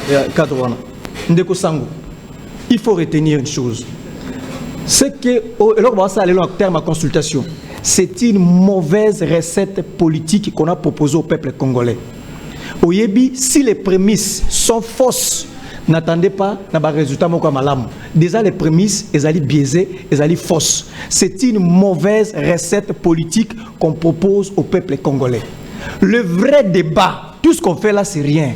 Le vrai débat, c'est seulement la majorité parlementaire qu'on cherche à courtiser, qu'on cherche à conquérir, qu'on cherche à baratiner, qu'on cherche à éclater. Les lots majorité parlementaire, et comme le roi Moissi à Kitoko, c'est ça, le vrai débat, c'est éclater la majorité parlementaire, on va aller souder derrière l'autorité morale d'Abango. C'est ça le vrai débat. J'ai dit que c'est une mauvaise recette politique, et je me pose la question, comment les gens si intelligents qui a tous les chefs de l'État, comment les gens intelligents dans le cabinet pour arriver à faire réfléchir Mokonzambo Kate que dans le contexte actuel où lui n'a pas la majorité parlementaire, il n'est pas bon, il n'est pas de son intérêt à ça la forcing à ce point. Ça, je ne sais pas ceux qui ont même livre, même réflexion à Bango. Ça ne peut pas se faire. Dans une démocratie, la notion de la majorité parlementaire est déterminante. Donc on ne peut pas passer outre. Nous sommes la kunata bazu premier ministre il faut endosser dans le parlement. Donc admettons bazu moto songolo kuna premier ministre et ko suka kunate bakoya na na parlement akoya na gouvernement parlement, il faut parlement est endossé. Donc le vrai débat aujourd'hui, ce n'est pas ce qu'on voit là. C'est la majorité parlementaire qu'on cherche à courtiser. On veut conquérir, on veut faire tout pour en avoir. Tant Bazana Bisso, ce sont des mauvais députés nommés par Kabila, nommés par Nanga, Bazana illégitime. Alors tant que Kati Sabake, Kuna va créer majorité, comme député à Malamou, Bazana Bolungamboka, Bazana conscience. Donc c'est une mauvaise recette politique. Ça d'abord il faut noter. On a trois considérations. Première considération, j'ai vu les mêmes personnes qu'on a consultées. J'ai dit tantôt, ce sont les mêmes personnes, le même visage que vous avez toujours consulté. Et puis je suppose qu'ils ont la même recommandation. Et puis, j'ai dit que les beaucoup de respect, papa Nabiso Mosengo, Namoni société civile, Namoni. Donc, ce sont, en fait, il n'y a rien de nouveau en fait, sur le soleil. Ce sont les mêmes personnes, et je précise, ce sont les mêmes recommandations. Donc, ça d'abord, il faut noter, Nabi a prémis sur les actes de B et que sous capé, un résultat comme B a enregistré l'émission O. Est-ce que vous savez, s'il vous plaît, je vais te relancer. Est-ce que vous savez, parce que ce sont les mêmes personnes, je ne peux pas en faire un blême parce que Batoubakou Fina noté. Ce sont les mêmes personnes qui ont des compétences, qui continuer aux leader, qui intervenir. Ce qui est une recommandation, ce qui est une recommandation, c'est Kabila, alors qu'il fut président de la République. Pendant l'époque, ça n'a pas trouvé gain de cause. Voilà pourquoi ils ont demeuré. Parce que ceux qui ont une solution par rapport à la recommandation, Joseph Kabila, ceux qui ont trouvé une solution, je pense que l'élo, du coup, on sautait directement à la deuxième considération, il y a exposé Nangaï. Deuxième exposé, il y a un loba, nous avons ramassé Nyosolobiwana. Ndeko Sango. Le vrai problème, c'est courtiser majorité parlementaire. Là n'est pas le débat. Le vrai problème, c'est le niveau social du peuple. C'est la transformation et la vie à peuple. C'est là où il y a le débat. Ndeko Sango. Après émission Oyo, Moutomoka a informé, a rassuré Bisso que ce que consultation, tant que Bima, budget Kolongwa 6 milliards, budget commis 15 milliards. Bah rassuré dans le Bisso. Ce que consultation, du coup, fonctionnaires au bakataka hyper impôt sur le revenu aux alagate na tango kala loba comme ko kata yango en violation à la loi parce que lolo iba kata motoza plus de 1 million ba kata ye ba petit fonctionnaire ba ko kata yango ba hyper. Est-ce que ceux qui toquent consultation du coup via fonctionnaire échanger? C'est ça aussi le débat. Surtout que consultation, ndema kambo tout comme on balabala bongolo par-ci par-là ville à Kinshasa échanger en éclat d'œil. C'est pourquoi je dis que le vrai problème c'est le social. Si on a accepté l'alternance, moi, je bâtis campagne Nachadari. Il m'a nommé comme équipe à campagne au Tambola Congo la campagne. Si on ne nous a pas élu, on avait élu le président actuel, Félix, c'est parce que les gens ont crié à sa vision, ils ont crié à un programme, ils ont crié à une vision, allais-je dire. Donc, le plus important pour le moment, vision oyo ambandimela qui est ngona makanisa qui ngona yango ne faut appliquer. Donc il faut pas rassurer batu budget et mata. Insécurité si là courant maïs à la malamu, batubali à malamu, ba recommandation on a vu ce sont le même makamuka zonga yango ne façon prise en charge au lieu il y a koluka ko courtiser majorité parlementaire pour yango yango expliquer les vrais quels sont les vrais leaders au Esengeli va prendre part na kati ya likamu ndeko sango entre nous sont réellement congolais sérieux et tous ba terrien te contexte politique. Est-ce qu'on peut vraiment engager des négociations dans ces pays en excluant Joseph Kabila Kabange? Est-ce qu'il a été exclu ou il a refusé de prendre part? C'est pourquoi, d'abord, je veux le dire, et je répète encore, si on est réellement sérieux, et que tu dis contexte politique actuel, avec ma force dans tout le décan, est-ce que c'est sérieux de commencer quelque chose, une réflexion, sans pour autant inclure profondément Joseph Kabila Kabange? Donc, selon toi, l'exclusivité, l'inclusivité, pardon, je voulais dire, de ces assises, notamment, il faut dire, c'est notamment qu'on inclut Joseph Kabila parce qu'il représente une force. On a reçu la majorité parlementaire. Joseph Kabila n'a pas été invité, si tu penses? Mais il a dit ça clairement, mais lui, le gros poisson, qui n'a pas encore été consulté, le gros poisson, il n'a pas été consulté, il n'a pas été rappelé. Donc, très bien, merci. S'il vous plaît. Ça. S'il vous plaît, on va trouver Malobassou pendant aussi ça. Oui, Aristote a mobile maël bakasi Yamba Libosola on est très en difficulté. Ce qui est exagéré est insignifiant. Mon qui taille coquille malina baki ça pas mon qui a convaincre bien te. Na bando simbele wapi na mutu to na makolo to na mukila. Bon na bando na mutu. Na bana na bato. Moni Joseph Kabila na Martin Fayulu. Hein? Joseph Kabila a la majorité parlementaire na Kingakati. Fayulu a la mitema ya ba Congolais. Entre Kabila et Fayulu, Mouto Félix va consulter pour résoudre le problème. Mais Fayulu, la Kabila. Tout le monde est congolais. Je suis bien sur la TV. Tout le monde est sur la mail. Rencontre à Fati, na Moïse, Fati, na Bemba, Fati, na Katumbi, na Fayulu. Fati renoue avec Vital. Si Fati fait ça, en termes de Batunatangelo, Abakisi église catholique, Abakisi église protestante, Azu Congo. Kabila, d'abord Kabila, c'est un invité dans le Congolais. Yo sommes na Batu, député à se rendre compte, député à peuple, mais député à se rendre compte, Mouton Kingakati. Batu, bah, faut que base, na Burkina Faso, tant où Blaise Campora n'a changé la constitution, à ça qu'il y a majorité, car on est basé dans l'Assemblée nationale. Article 15 de la Constitution na bango. Pour ça, la troisième mandat. Quand on a voté, la population de Banda, la carte de l'Assemblée nationale. Qui ne sait pas que cette majorité-là est en déphasage avec la population? Yami Balé, papa Aristote, Yoka Soni, vous avez l'isolement social. Social, mais tu nous as parlé d'intellectuel, Aristote, le décevoir. Social congolais n'a pas changé. Gouvernement congolais, où est la gestion en bocate. Gouvernement majoritaire Bino FCC. Ce qui social est changé, il faut pas contrôler le gouvernement. Et pas l'Assemblée nationale. Nana majoritaire Bino FCC.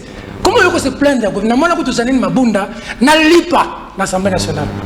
Moi je veux sincérité dans l'accord pour ça Félix. Il y a mis ça tout. Comment Kabila na Kingakati? À quoi bête l'isolo accord? À Kanisaki accord il y a Salana Félix et l'équipe constitution. Lui il a oublié que Félix est le garant de bon fonctionnement des institutions. Félix est en lui seul toute une institution. Donc il n'est lié que d'abord par la constitution. Accord Union sur Félix au cash FCC, au accord de Kingakati. Ceux qui accord on les a violé la constitution, Félix a lié l'accord. Mais comment Kabila soit accord, il y a stabilité. Donc, ce accord, on est athée, ça dit que stabilité n'a pas été athée. Il y a mis ça tout. Il y a quoi mauvaise foi sociale au lobby. Maintenant, il y a quelqu'un qui a dit pour moi, la mauvaise foi, il y a FCC. Banzela, qui toque, na Kingakati. Tout un pays est là-bas. Courant, qui toque. Maï, qui toque. Kolia, qui toque.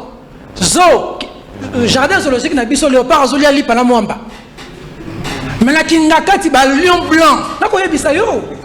Asa même, Nakoye Bisayo, Léopard Koutunoki a coupé. Quelle est la société qui marche dans ces pays que Joseph Kabila n'a pas? Ils ont fait un deal avec Félix Tshisekedi. Ils n'ont pas été sincères dans ce deal. Félix s'est dit, bateau dans ce qu'il y a bango boy. Très bien. Courant ils ont posé problème. Ma ils ont posé problème. Ngai Félix n'a pas ça. Mais tant que bande qu'on a mettre d'accord dans la TV, baso beta Félix. Qui attend ça la bongo à éco changer le côté vie sociale à Congolais ko changer. Est-ce que ba ça? Est-ce que tu vas souffrir? Tant que Félix dit que cette situation est telle que les lots n'a lobby. On ne sait pas résoudre la question. Il faut sans Joseph Kabila. On n'organise jamais une rencontre avec ceux qui ont créé le problème pour trouver la solution. Très bien. Les gens le savent. On n'est pas Mouto à créer problème pour trouver une solution. Alors on ne peut pas organiser les concertations sans Joseph Kabila. Mais yo, vous êtes un journaliste à Bonia. Na Mouto là na yo. Oui, Nani appelle Joseph Kabila à la concertation. Aya. Quand Félix Tshisekedi appelle tout le monde dans les consultations, il appelle son empire les gens qui sont moulongo comme des moutons. Quand tout dans la carte, et puis c'est vraiment fait de la résistance. À quoi? À quoi? La vie de Congolais ne change pas. C'est la résistance pour tous en à Lipa. C'est la résistance pour tous en à Maï.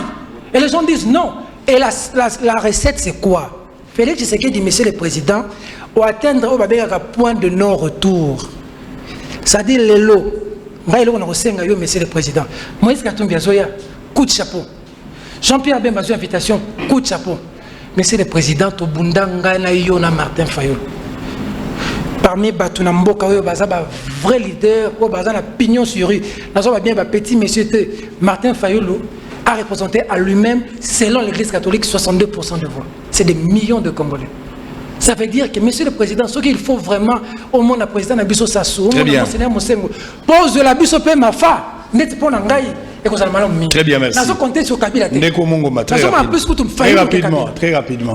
Sans Fayulu, est-ce que vous croyez dans la crédibilité à la consultation, ou bien obligatoirement, Fayulu doit prendre part, mais jusque-là, invitation est commune à noter. Quel scénario il faut s'attendre? J'ai posé cette question, aide-moi à tenter de dire un truc, mais bon, on va aller en manquer. Scénario nini tokozwana souka, ceux qui m'ont connu à réussir que la majorité. Il faut dissoudre le Parlement, il faut revenir à la case du départ avec Joseph Kabila. C'était ça la question. Ndeko Sango, merci mingi na maloba na sepeli na bandeko autour ya plateau na moni maele ezali kobimawa ezali esengo mingi mais mutu alingi kobangisa ngai mingi ezali Aristote parce que bandaki makambo ya ndoto et na mituni est-ce que Aristote amemi milimo na biso te na kati na ndoto oyo pa azali koluka kolota po ayokisa biso maeto uti koyoka awa ezali très grave ndeko Sango. Heureusement ndeko na ngai pi tiani auti kozongisa quand même ndeko Aristote akoki koyebisa biso mambo social awa te parce que bazali na gouvernement oyo ezali appelé ya ko gérer au quotidien ba congolais.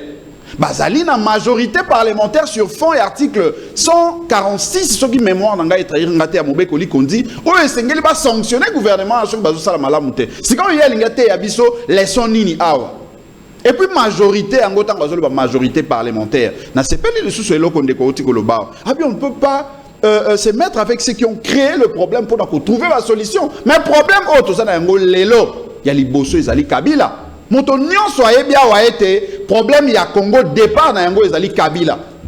Soki lelo biso tozolobela ndeko Chilombo, c'est justement parce que azwa Kabila azongisi ye bazongi na scène ndeko Sango. Yango moni epai biso tozoloba ete pona kokende ku tuta motuna na esika ezali. Lelo yo diagnostic on ndeko Chilombo asali ya crise.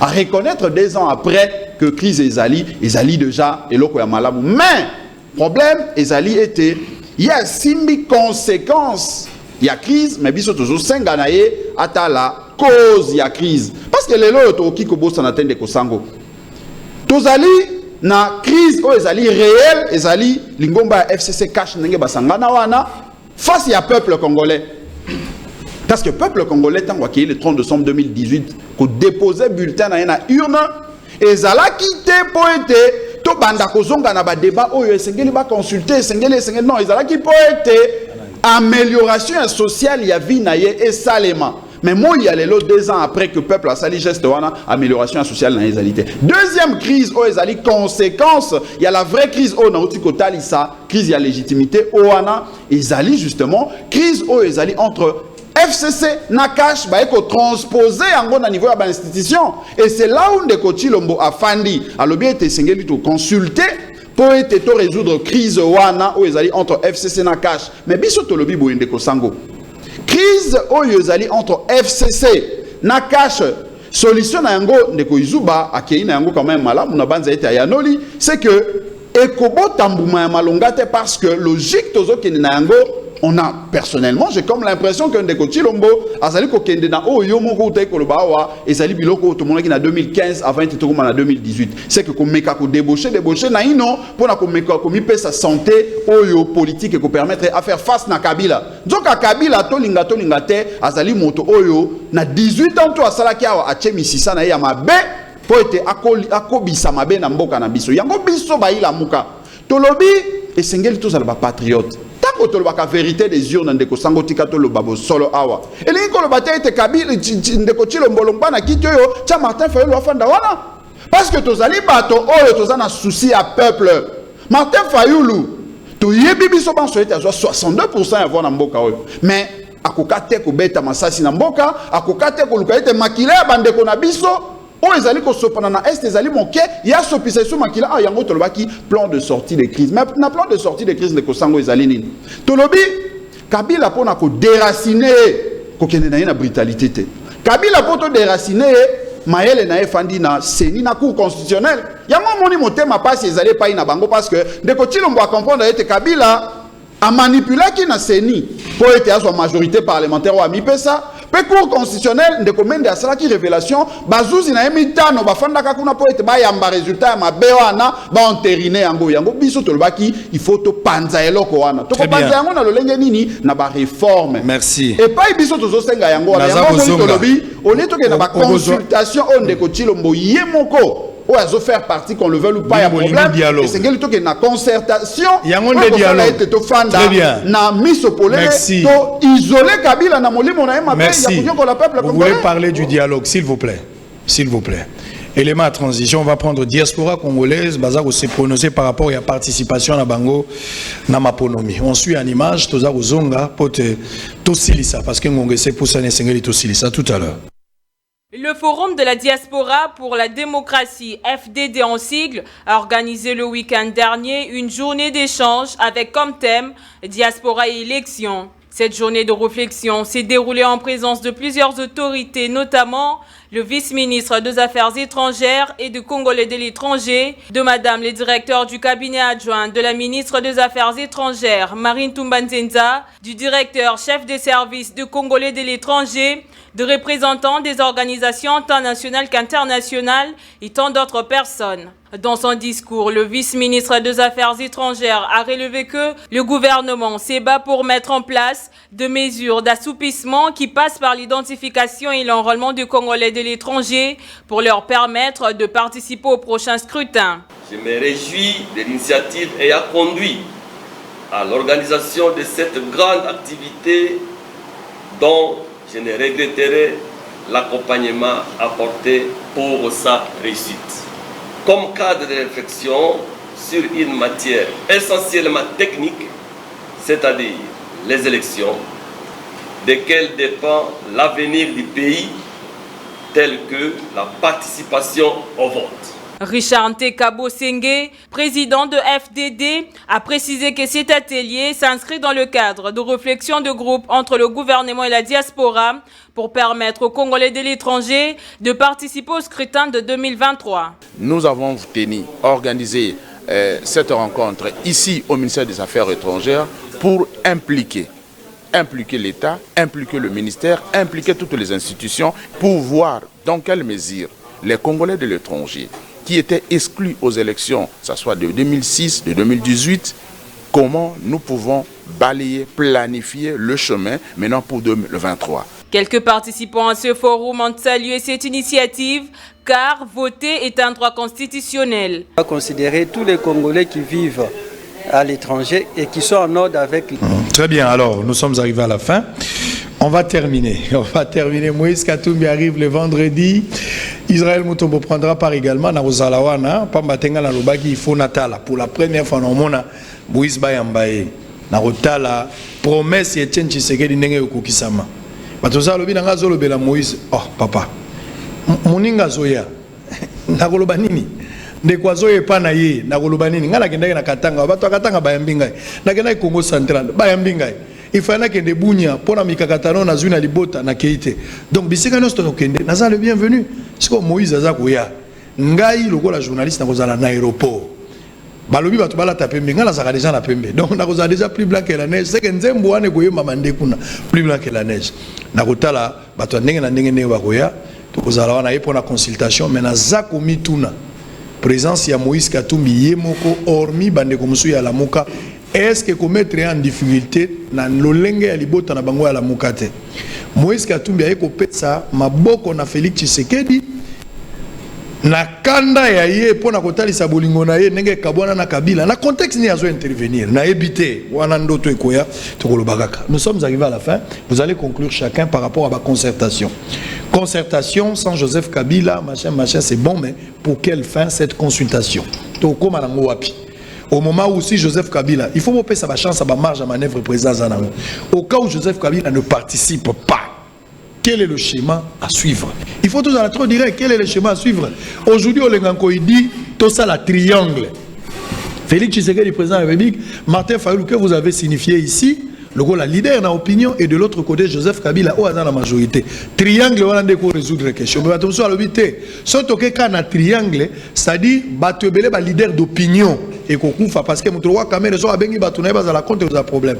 Katumbi, au hasard, deuxième force, au niveau de l'Assemblée nationale, à terme, il y a des députés, ce qui peut avoir un peu problème. Ainsi de suite, il faut parler aussi à Fayulu, qui aujourd'hui, quand il parle, l'opinion nationale, bas à Goyokai. Donc, tu as moins de difficulté. Format nini, photo solo là. Et puis, Nasuka Soli Kambo et Simbité. Tu as une rediffusion, un scénario, il y a 2015. Il y a Kodjo Abandaki et Silité 2016. Kodjo Abandaki et Silité. Donc, il y a 2018. Et en même temps, que le président va rester en fonction jusqu'à l'installation effective du nouveau président. Alors, chacun de vous va prendre parole 2 minutes, 2 minutes. N'exagérons pas. 2 minutes, on termine. Merci beaucoup, Papa Sango. D'abord, consultation, tout dialogue, appelez ça comme vous voulez, concertation, pour nous la considérons comme un aveu d'échec. Mais courage des salariés acteurs politiques. Donc, courage des gens à rater. Tout le monde a soubresaut et salama à la période à Mobutu. Il y a consultation, mon côté, dialogue, mon côté. En dehors, il y a dialogue à Sun City. Où il y a salama à Libanda Mboka, où il y a médiateur, Nayangonde, produisant moi constitution, tout le monde bête la tolo. Mais au-delà de ça, il n'y a jamais eu de solution. Donc, il y a déjà finalité. Où mon kondi Mboka, ça, la négociation, naïe consultation. Déjà, je m'attends à rien. Mais tout ce que je constate seulement depuis un moment, mon Konzambo Kazuba conseiller à Sika. Donc il est complètement écarté dans la ligne où Azalara Nangone Bandeli. Soromoni depuis Kamere Bakangaye, au ressentir que la vitesse de mon Konzambo et comment bangi ça. Donc je crains, ce que je crains, c'est la dictature dans l'avenir. Mais du moins, je savais que j'ai élu mon président de la République, Félix Tshisekedi, pour 5 ans. Jusque-là, il n'a fait qu'encore 2 ans. Il lui reste encore 3 ans. Très bien. Donc, baguette magique, nyos au Simba. Oezali que pour pouvoir échanger subitement, pour ebonga, pepalia, mapa, ekota la banda kwa batu. Batu ba kende misala pe ba gagner ndenga koti saki gratuité pour nangai ko sala ngai plaisir. Lisusu ezali nini? Nangai na martelé na eloko moko. Omoni makambo ya procès Vital Kamerhe. J'ai dénoncé ça ici dans le bac ezali dossier politique et lelo soki justice na biso ezalaki juste et équitable. Déclaration au gouvernement à Salaki, il fallait qu'il ba mekakopé Satan de Vital Kamerhe liberté provisoire quand le gouvernement affirme haut et fort que ba conteneur il y a ba maison préfabriquée ezali na mboka.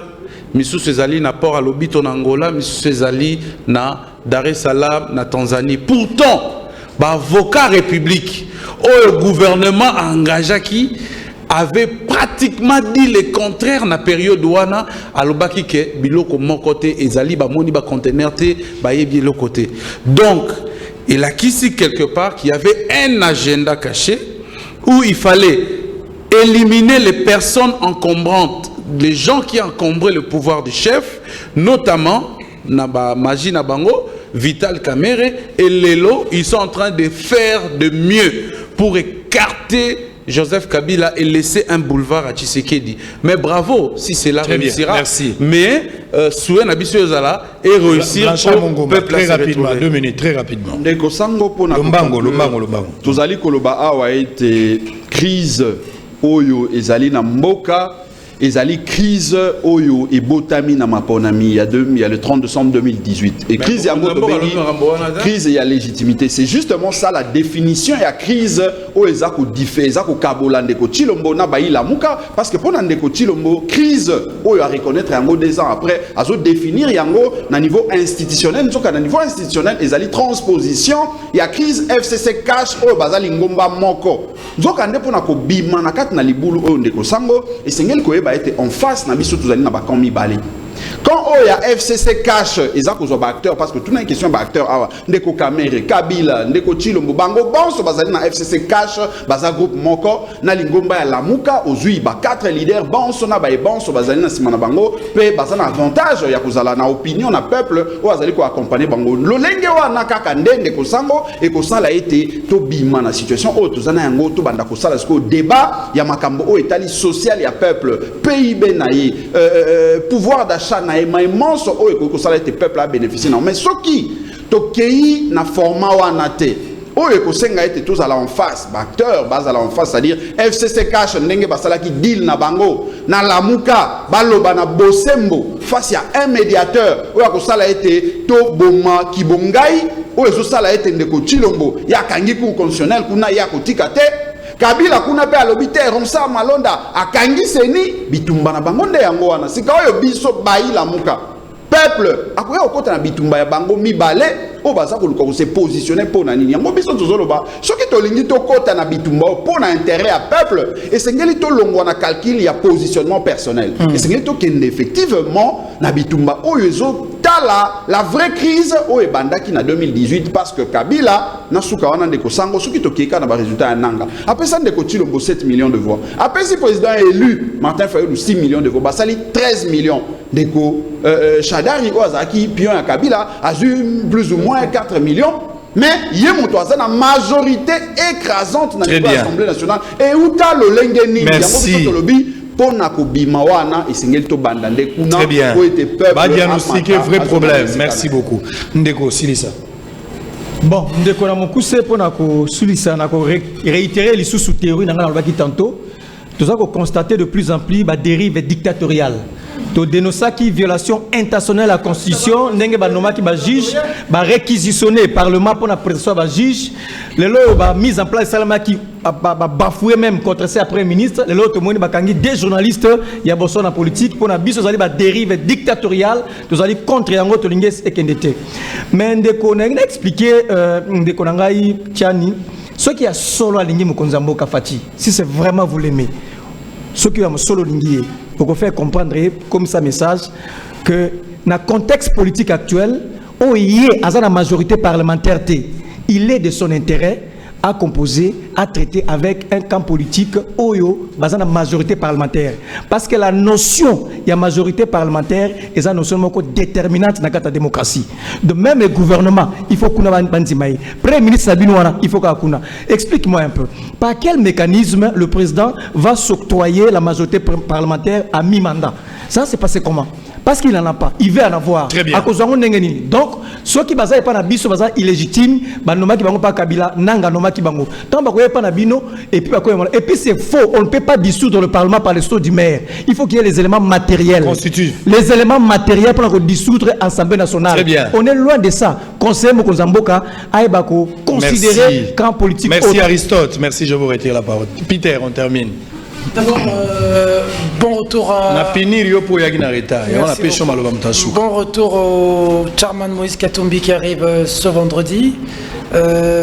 pour contribuer, je veux dire, au problème de la nation. Justement, c'est sur base, il y a un problème naïo Aristote.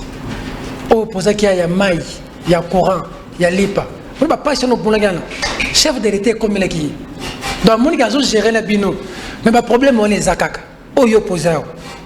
So, nous avons un problème là, on va noter. Nous avons géré la bino, mais pas sûr, ils ont changé. Oh, bino, nous avons bino pour sa sincérité. Pour respecter la rangate. Ce qu'on a nommé Batou. Le ministre n'a pas bloqué. Ce qui n'a pas été boy. Alors on a levé option. Nous avons force union parce que c'est le président de la République qui va être devant le peuple en 2020. C'est-à-dire qu'il y a rendre compte. Moïse Katumbi Lobaki, Moutuka Moko, chauffeur, mi balé, té. C'était déjà bien vu. Mouzé Laurent Désiré Kabila, c'est qui n'a accord na Rwandais. Baye Awa. À mon avis, il y a un cas de tia bayonnette maman à Botinga. Mais celle qui soit montagne mis sur ma bébé, pia, nous allons dire tiens, ou ça quand même bon la biso.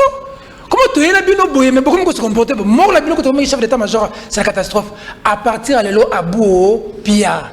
Ça veut dire dans la vie, il faut la politique, c'est l'art de prendre des risques, tu le sais. C'est un art à risque. Et puis c'est aussi l'art de gérer la cité, c'est gérer la vie des gens. Félix a moniqué, Nabino a répondre à la besoin de la population telle, a décidé, Fayulu Azala, Katumbi Azala, Demba Azala, Vital Azala, a décidé que Bino Bosala, Bino Boboyi, Bolobi résistance, a bien le Bino, n'a le président Joseph Kabila, Azala Batunaïa, n'a le bien le Bino.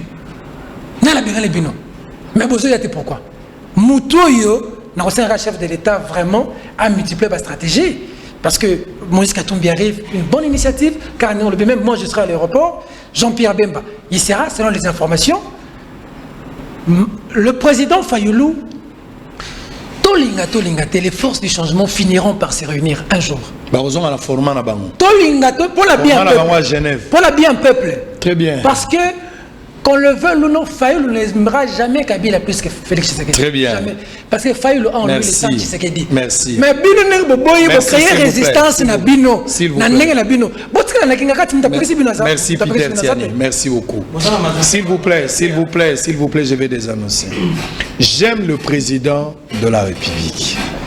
Il y a un président de la République, Togolinga et même Bible recommandé biso. Lolengeni babatelaka mokonzi. Tango mabelingi komelaye. Tango yo talobe mabelingi koma il faut protéger mokonzi. Journaliste a sali yango né a filmé. Journaliste a filmé tango mokonzi a lalité. Journaliste a filmé mokonzi na costume na ya kitoko wa koti. Na pesi 48 heures. Ngai tiani. Na pesi 48 heures dans un plateau. Président, c'est zone de service, c'est zone de. Je te donne 48 heures. Il faut babima. Ba journaliste abosolo batikali na mawa. Quand vous allez constater bandekonyo so bazawana ba précieux muyoko à réalité po ba oya e bazalité.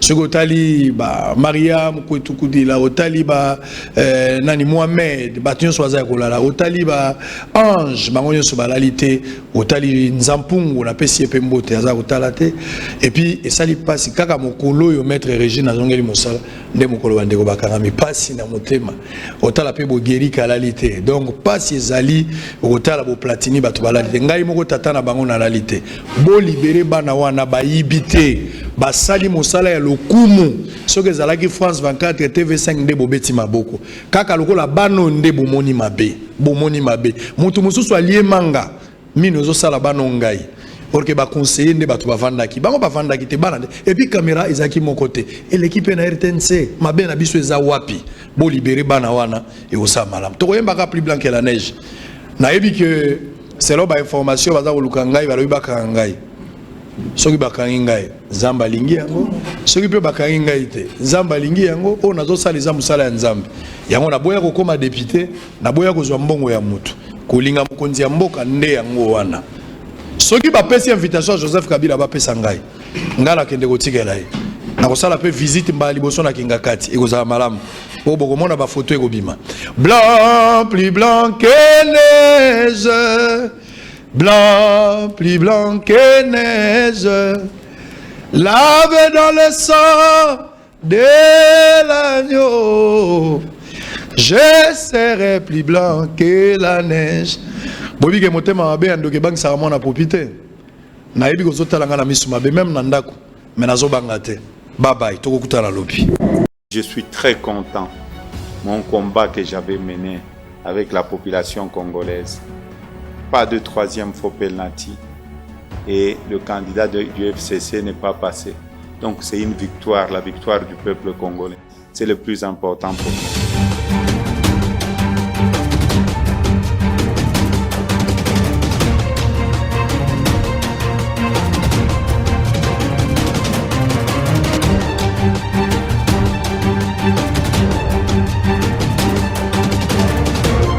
Bana Kinshasa. Ngonga ekoki. Ngaye. Tolukaki tosengaki. Wa mkoloni boye na boye. Asimba transition boye. Lukunga. Chang. Moamba. Funa. Bana Kinshasa. Ngonga ekoki. Biso nyonso vendredi oyo na 8h na aéroport Anjili. Mutu tolukaka yeyo aye. Moïse Katumbi Chapwe. Président na biso ensemble. Leader monene ya lamuka oyo biso toyebi oyo tolingaka Moïse azali koya mpona koremercier bino bana Kinshasa na nyonso bosala ntango azalaki na exil forcé na régime ya mutu etikele penalty mutu afwa nini azotengia mukiwanza vendredi oyo kozanga te benga bandeko nyonso batata ya Moïse bamama ya Moïse baleki ya Moïse bayaya ya Moïse vendredi oyo njili eyinda kozanga te biso nyonso pembe Moïse ndeko ya kimia Moïse mwana ya kimia Moïse mwana ya bolingo aza kopasola la mer rouge aza koperce po ete Kinshasa ezala na bomoko. Je suis en train de venir à Kinshasa pour voir mes frères et sœurs qui m'ont porté dans leurs prières.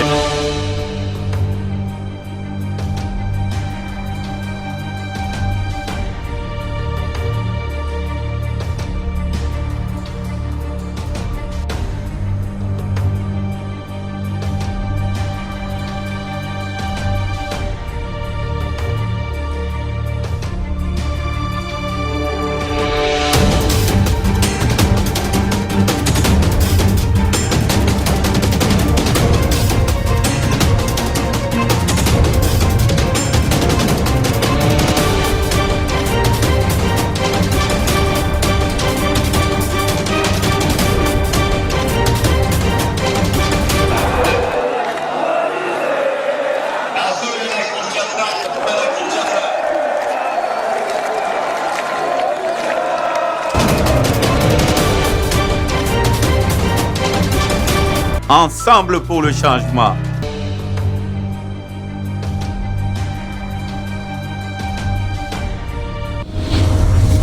Bouyei malamu na Sarah, application ya Afriland First Bank et sali na téléphone. Salela misolo na yo na tango nyonso lingi. Na Sarah Banking, ezande bank na chombo na yo. Tinda mbongo na yo na bokengeli nyonso ata ofandi na ndako. Consultez solde na yo, landela ba crédit na yo, sala ba virement bancaire, senga cheke na yo, topé tuna motuna pona kokoso ya lolenge nyonso. Elongo na Sarah Money, biso nyonso tokoti masolo ya bank na chombo na pete nyonso. Afriland First Bank a komiseli biso libenga na ye na téléphone. Ata oza na compte bancaire te, salela mbongo na yo na téléphone na yo na kimia nyonso. Na lisungi ya Sarah Money, okoki kotinda pe kozwa misolo, kosomba crédit na yo ya communication, kofuta mbongo ya biloko sombi, tembe sili. Kende na lombango ko télécharger application na yo Sarah ya Bank Afriland na Google Play to App Store pe kimambango na agence Afriland o ezwami pene sika ofandi po ba activer yo Sarah. Sarah, Bank na biso et longo na biso bipai binso. Afriland First Bank. L'UBC, l'université belgo-congolaise, ouvre ses portes à Kinshasa. L'UBC organise 4 grandes facultés: sciences sociales, économie et gestion, développement communautaire et environnemental, faculté des droits, un terrain de plus de 100 hectares, une télévision moderne, une bibliothèque, une salle d'informatique, un cabinet d'assistance juridique. Et tout cela pour faire de vous des cadres émergents. avec ses professeurs visiteurs. L'UBC octroie des bourses à ses lauréats. Inscrivez-vous déjà. Rue Louosi, numéro 11 à 13, à Kassavobo. Téléphone, plus 243 81 60 00 634. L'UBC, sciences et culture de l'excellence. Monsieur Mamadou Siribé, où est-ce que c'est? T'es venu d'abord récupérer mes conteneurs. Il y a une agence là, je sais pas. Agence de douane. Agence de douane. Quelle agence? Louvounou Export. Na matadi bayo kakombo Louvounou wana baluka moto wana bakangaye. Kokende gauche à droite, tu as grâce à ça moko. Ah ouais, matadi. C'est vrai. Avenue Major Bango, numéro 6. Blessing Business. Agence de douane yesolo. Kende na adresse tout na bana matadi nyoso tout bayebi yango. Bango numéro 6. Voilà. Merci beaucoup, monsieur Jonker. Oiza agence en douane Blessing Business. Nous avons pour la dédouanement et import et export. Solution na yebisa qui est ezali Blessing Business. Maintenant les solutions est venue. C'est quand on ici à la Walla village. A tikala awali bela. Ayebi se bande kunanga na Bamako. Blessing Business des solutions. Vous en Dubaï, vous en Canada, États-Unis, Europe et partout. Agence de dédouanement yango Blessing Business. Vous avez pour ça que dédouaner biloko yaka vous avez na pona ko debino. Rapidité, sincérité, ce que ligne livraison à domicile. Partout place aux alliés. Vous en Matadi na avenue Major Vang numéro 6 commune Nzadi. Non loin il y a Noguera. Numéro na biso alliés 089 98 33 087. Blessing Business.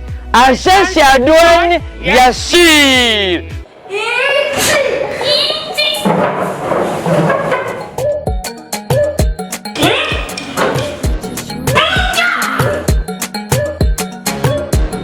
Celui qui va faire encore ça, il sera puni.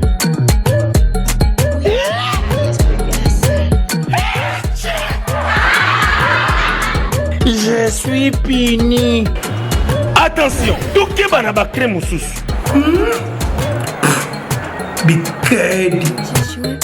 Tout ça est la crée économique et comédie. Et si la capamba pambate et salami na banamboka na qualité pétalo ya malam.